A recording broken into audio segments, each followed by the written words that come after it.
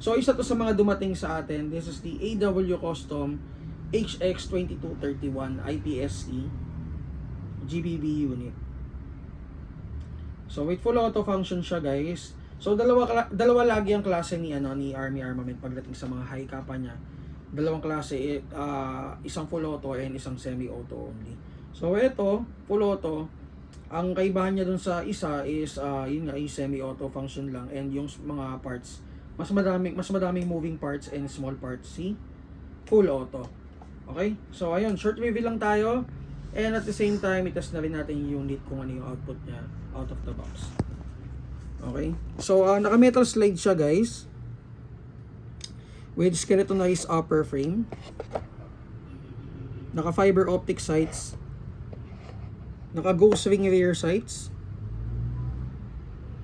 Naka polish slide guide rails. Customized grip with lighting design na slide. Naka competition trigger with full auto function. Ito yung semi auto, and then ito yung full auto. So sa kabila niyan, safe function. Ito.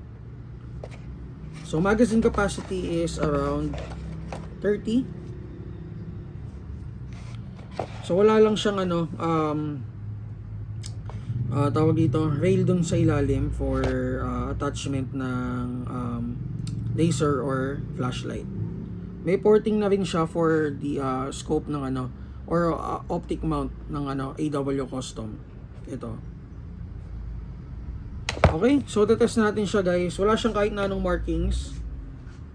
Ito, may markings siya dito, engraved markings, and at the same time, yung 45 ACP markings niya dun sa outer barrel. Okay, test natin kung ilang FPS. Okay, hindi pa nakabukas. Okay, firing. Sorry. Ilan? 368. 358. Full auto, ito.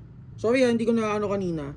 So ito yung full auto function, and ito yung semi auto. So full auto natin. Naubos na yung So try natin, guys, ulit para makita nyo yung full auto function niya. So nakita nyo, guys, sobrang bilis niya. Sobrang bilis nung and maganda yung response nung niya, nung unit. By the way, ang gamit natin is 0.20, and ang gas natin is 12 kg. So ang pagkakarga is around 8 seconds to 10. Okay, so kailangan may sobra na onte para natin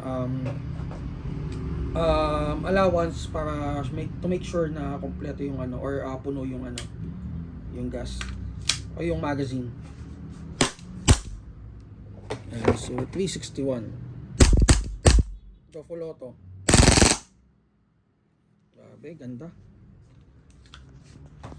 Okay, so yun, thank you. Open yung store natin today 10 AM to 7 PM. If you have questions regarding mga units, guys, mag-PM lang kayo. And again, this is the AW Custom 2231.